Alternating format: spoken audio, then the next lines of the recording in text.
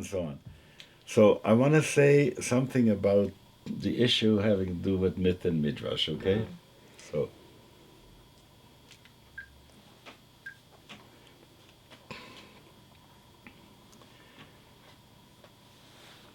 the very strong emphasis that Jewish scholarship beginning in Germany had given to what is Torah and what is the world that you may as a sane Jew inhabit. I mean, that was very much the notion, okay? So they created something, the Religion der Vernunft, and things having to do with myth were dismissed. In fact, we don't have any myths. The Goyim have myths because they took the word myth as a lie, a story about mythical gods. Shelo hayu velo nivra'u, they didn't exist at all, and so on. So we don't bother with them. Okay. So what is missing here is that in those days there still was a very strong substratum of Kishke Yiddishkeit, Gott Yiddishkeit, which meant that even if you were an atheist and didn't believe, there was a whole layer that had to do with Yosher, with socialism, with equity in the world. And there were those kinds of things about, you knew when Yom Kippur was, even if you didn't go to shul, and you would have a little boichvetik about it, okay? And in fact, based on that kind of boichvetik, many of the congregation, the temples were established. I'm not talking about the Reform rabbis at this point. I'm talking about what the kahal needed to be served in, and so they had these places. And what this had gotten so diminished to this day, and then came the Holocaust, that when I start looking around on our chevra in the United States, and I feel that for many people who would like to be Jewish, I've been very concerned about Gerim, about that, and to what level we should welcome them, and whether we do them a favor to take them into a situation where they won't be Mekayim the mitzvahs, whereas before they didn't have these obligations. So this troubles me a lot, okay? But when I ask, what do they learn when they learn about Judaism? Yeah? Very often stuff from over here, over a patina of American Protestantism, liberal Protestantism. See what I'm getting at? Mm-hmm. The stuff that would make them say, I am a child of Abraham, what meaning does it have for most people today? So what? The sense of being able to say, Yismach Moshe b'matnat chelko, and that's what makes me want to do Shabbos. So far away from us. So where are we deficient? And it looks that we are deficient in that part that is necessary to keep a religion alive, which has to do with archetypes and with myths and with those deep-seated things. So if you have the sense of what is a myth, so you would say if a myth is a lie, then we are not talking about it. We are talking about myth in the sense it is that kind of a story that has a universal development in it. Okay? It goes through something that is a description that if you were to look at the fractal from which all the other fractals come, like that gestalt from which all the other gestalts develop, I would want to say that's what the myth is about. So if I go to the place where the universe is created with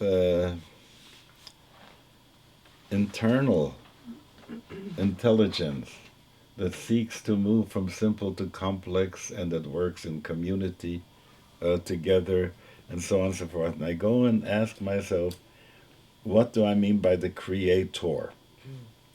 At one to say not so much creator, the noun, but that program, that energy, that awareness, that power that's there. And we are always worried about the personal, but wait for a moment.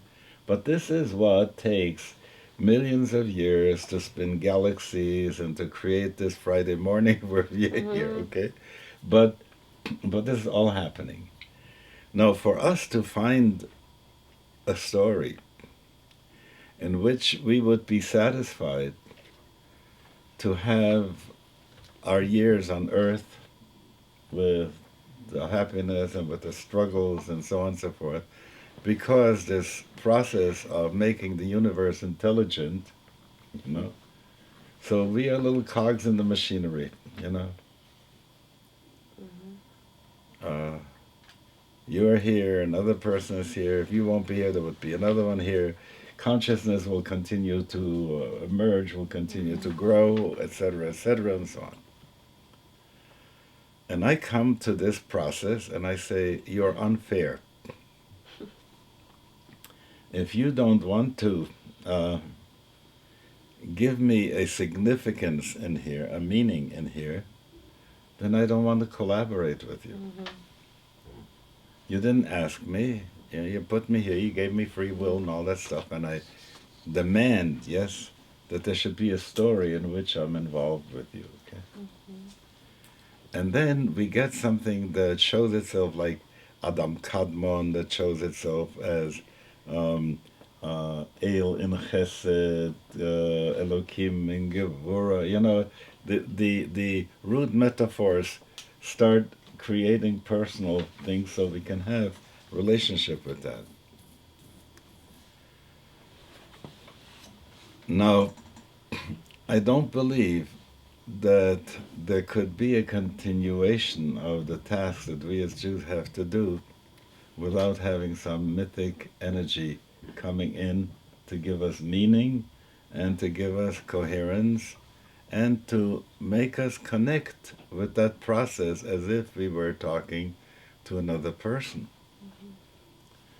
And we experience a gift that comes to us in that myth, that process person wants to say, Ahavti etchem, you know, I care for you and I want you to be here, and so on.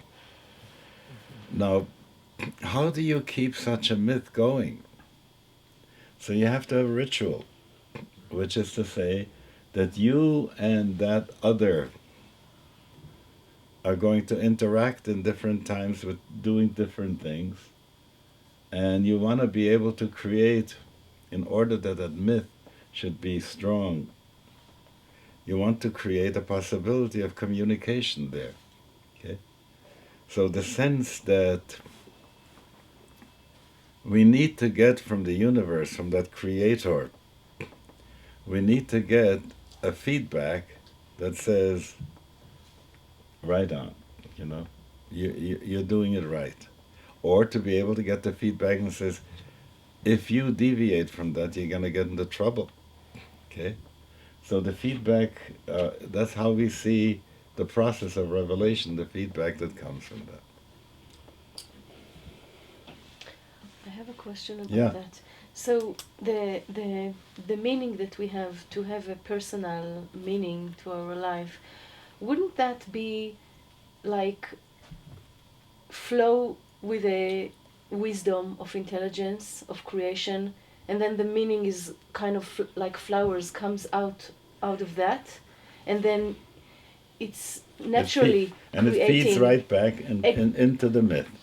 Right, because it's opening me more, specifically me or anyone else, and it's bringing more wisdom, and then my myth, my mythological story or whatever is just developing in an organic way. It does more. You keep on feeding it, because you will do I have mitzvahs. to keep feeding it. So that's the point where we are now. The issue of you need ritual for this, and you need to create the ritual, and you have to have a sense that the one who is the creator gives you direction. So Right.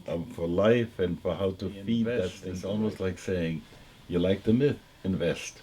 Okay? So they invest faith in the myth, they invest imagery in the myth, and then let me continue now. I think because I want to go to components of what the ritual has to have, and where we have to go with it. Okay? Because that's really where how would I put it?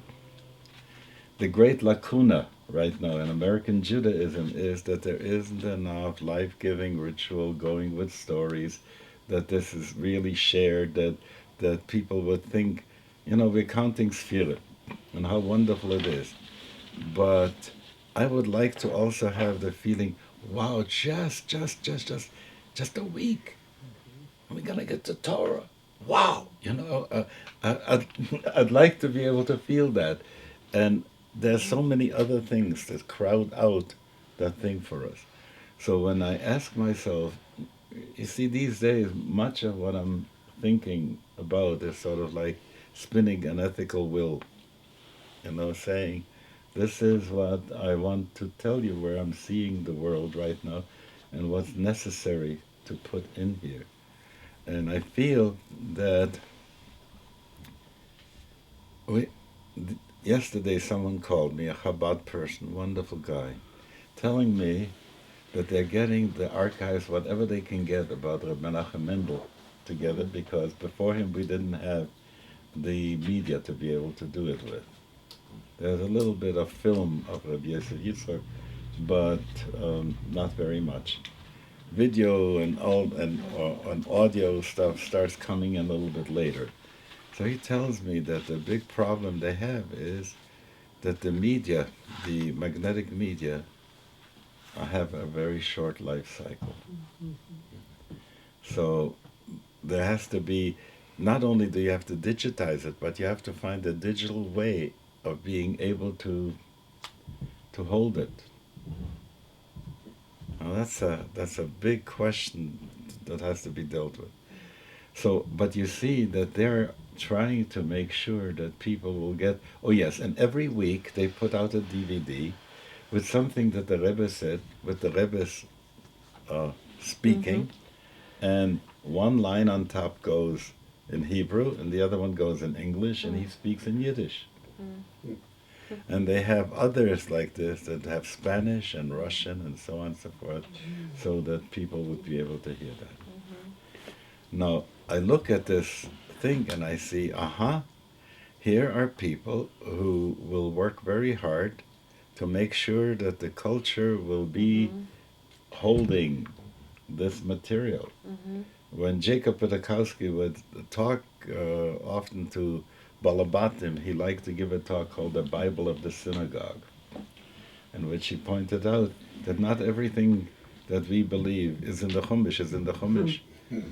The picture of Avraham Avinu breaking the idols and so on and so forth, everybody knows. It's sure, where is it in the Chumash? You won't find it in the Chumash, right? So here is where Midrash has woven itself so much into the consciousness. And that's what I'm saying when I am looking around, how much, or rather how little of that is in the consciousness of American Jews, even from Jews. They may be thinking about whose hechsher you're going to eat at such and such a chasana. Are you ordering a fruit plate?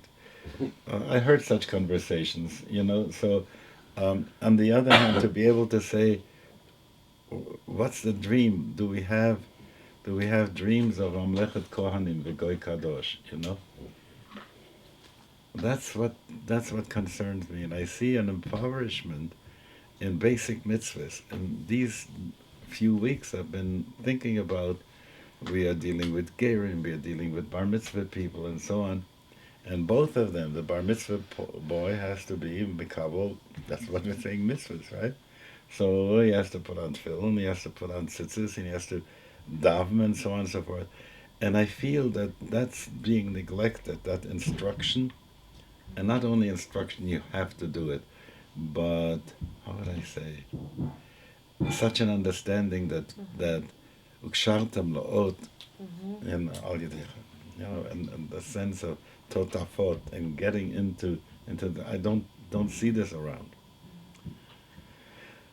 And I don't see this among the Gerim. So I'm asking myself, that's with others. Now, what about the people who are biological Jews who are living in our community and consider themselves Jews and they would like to participate in that? And so that's why they want to affiliate with other Jews in order to get that. But what will nourish it, okay? So that's why I was so glad when they began to think about the Lair House, Dorit and the thing. That was just wonderful. And when occasions come like we're going to have a mishmar, that's wonderful. Because most people won't even know, about Shavuos. When I look around and see often in renewal communities, it's gone to the place that you celebrate Shavuos the Shabbos before, at the Friday night service before or afterwards, but not much in it. Huh? How could that be? In renewal communities? I've seen that in renewal communities also. People don't come during the week. What can I tell you? Show me, even if they will have an evening service, and they won't have an evening service. And Shavuos is Mamdach Harshemei. Sukkah still has a thing. We go from Sukkah to Sukkah. There's something there. Pesach has matzah.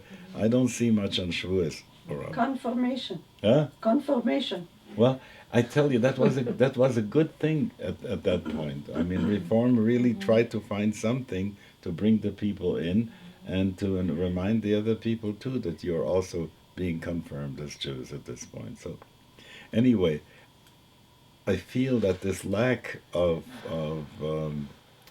the shared story, the shared pilgrimage through the world, in which Jews are participants, that we don't have that myth alive. So the question is, can you create a myth deliberately? And everybody who has anything to say about that says, no, you can't. So that puts us into a difficulty, right? We need a myth and we can't create it. So where do we go? You see, the myth, in order to be real, isn't only something that you create, it's something you take hold of. It goes from Drash Lasod. Yeah. No, I'm saying something else. A myth that is only spun from the head isn't going to be a myth. In order to fuel the myth, I have to latch on to something that's in the universe that, if I am being deployed by my mother, the earth, to do the job that she can heal so that there should be shalom in the world and all that kind of stuff, And I'm also being attracted by Hashem to do that. So I don't want to be in a situation where I say, now what am I going to do? Maybe I'll do this, maybe I'll do that. But rather I'll say, what's happening? Where's the flow? Where do I latch on to, okay? So then we need to find the kind of, what story could we tell today that would help us, because the good thing of the Midrash is that it's not a single story, that there's a web. And if you want to go into this mashal, if you want a side room of the myth, you can find it here. And if you want to go to this side room, you can find it here.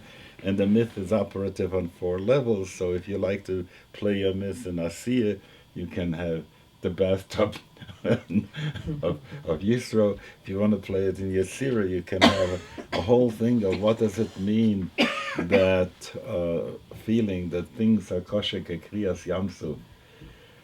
You get a sense of how this kriyas yamsuf pulls you apart. It's a heavy. All right, hang in there for a moment. I want to go to the next part, which has to do with getting into the myth, because the deconstructing is as if to say there was an entrance. Remember, like with what's his name, the magic kid that the movies were about. Harry Potter. Yeah. So Harry Potter, when he goes to the train, and the door opens there to the train that's going to take him to his school. Now, the question is, the deconstruction obliterates the thing and it looks like a wall, right? But then, if you do something, you can go into the myth. So here's the story that Kafka tells about parables. Remember that parable and parables?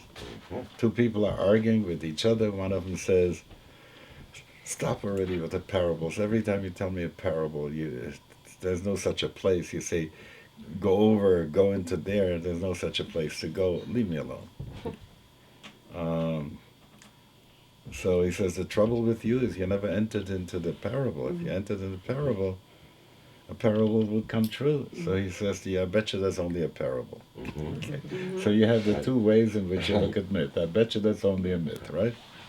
So he says, you win. He says, but you only win in reality. In parable, you lost. Okay? So that, you get the idea about the door. No, that the door is for them who can go into the myth. Now, here's where I come to the next part. I'm sorry, I want to get this notion out here at this point, okay? So, when I ask myself, what would be the right liturgy to have? The right liturgy would be one that would fuel the myth, fuel our mythic life. So we would dream about it. We would, it would be important. So sometimes I feel that when I look in the Paitanim, what they tried to do was their way of making a contribution to fuel from an artistic, if you will, from a what's the word? No, I know the word doesn't want to come to my lips at this point.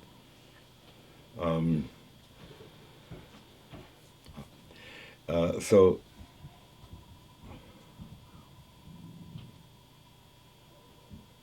now I lost my train of thought because I was looking for that word.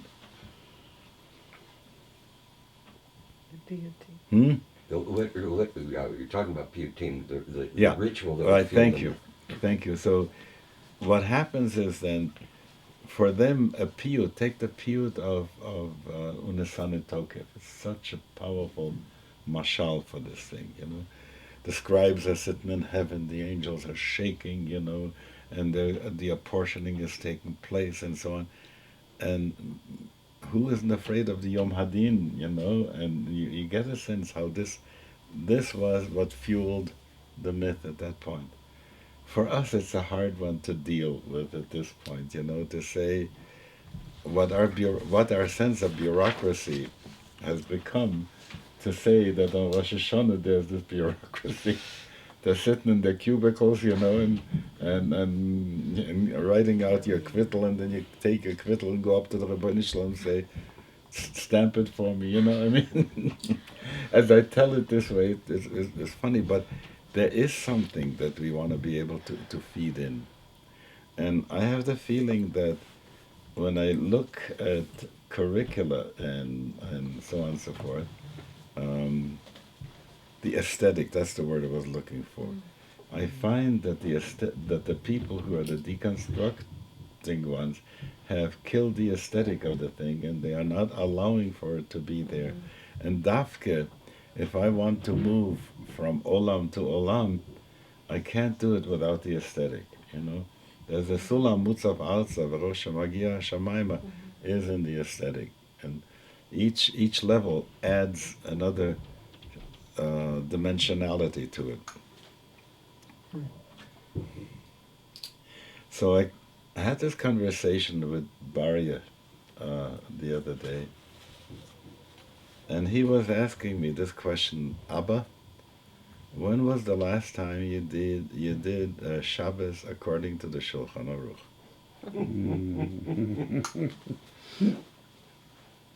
And he asked me to do that. I promised him, Yetz Hashem, 2 weeks from today, I'm going to do this kind of a Shabbos, with no lights and with toilet paper ripped and all that kind of stuff this way.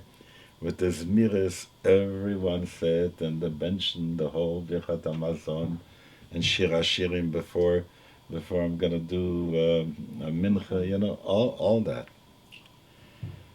And I'm so grateful to him that he has challenged me to do that, you know, because I don't know what Arthreus or what's the Greek guy from the myth who has to stand on the ground in order to get his strength back. Remember, there's such a guy, okay? All right. So by getting into the place of saying, what's this going to be like, you know, to feel Shabbos again in this way, I think that's a renewing thing too, you know. It gets back to the place of juicy. And so I was in Philadelphia, and I think I told some of you, I was sitting there with Lynn and Mordechai, I was sitting with Serena Berlo and her husband, with Avi Brightman and her husband, Bidgila Rezel, and Simche, and oh yes, with Floyd, and with Swartz, her first name escapes me at this moment, and so that we were reminiscing about what was it like when we first started this business of B'nai Or in those years, and that first Kala, and the varieties of things that we were at that point testing out, you know, trying out new ways of doing that. And I have a feeling that unless we go back to the Otsar, you know, that from which is very connected there, we won't be able to innovate. It's hard to innovate from the innovation, you know, because then it gets more anemic. Right. And that the enriching, if I ask myself, what was the active ingredient in this mitzvah? You know, I'm going with Kaplan in a way, asking this question. And then say, how do I present this active ingredient today? That's very much where Reconstructionism went, and that's very much where we are going about what the method is. Where if we differ from Reconstructionism is in the recognition that there are realms that are not verbal, okay, and that those realms have to be taken into consideration. I want to say that Kaplan should not be accused that they didn't know about the nonverbal realm, because he had a good sense of the art of mitzvahs and so on and so forth. His wife was an artist, and there was this sense there, but somehow he didn't talk much about the aesthetic dimension. When I came to his home and I saw on the wall there was a weaver's shuttle that had a lulav in there. And the matzah that you see me over here hanging, he had something like this there too. And he quipped and he says, in our home we have objet d'art and objet religieux. You know, there was, and when he calls him sancta, you know, he wasn't, he had a sense of that. Okay. So the distance that we have from our tradition and the distance that we have from primary process stuff on earth is great. So we are supposed to come into the Ketzir Chitim now, at the end of the Ketzir HaSaora, yeah, and get to the place of. That's where Everett Gendler was so wonderful, because he planted on Purim, he planted wheat, he did, and he let it grow, and every Friday, just before Shabbos, he snipped off a handful, tied a ribbon around it, and tied it on the menorah that was in his shul, so that the second week it was like this, the third week was like this, and he brought that over his own Kodesh. He was the first one who had that. He had a Ner Tamid that was hooked up off the grid to a battery that was fueled by a solar cell. Okay, his dining room, I could give him COVID for this. His dining room didn't have any electric light. You always had to put in candles, and he had those sheets of wax where you put in a wick, and you roll them up.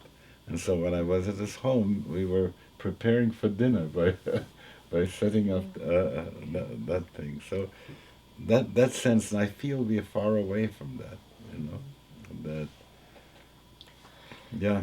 I'd like to put out right now a Ken Yehi Ratzon, that there should be people who are worried about the Jewish future and are spending it on this and spending it on that, and they don't create a budget for enriching this part that we are talking about, that all those good people, Reb Michael and some other people behind him, with him, should get a whiff of why this is necessary.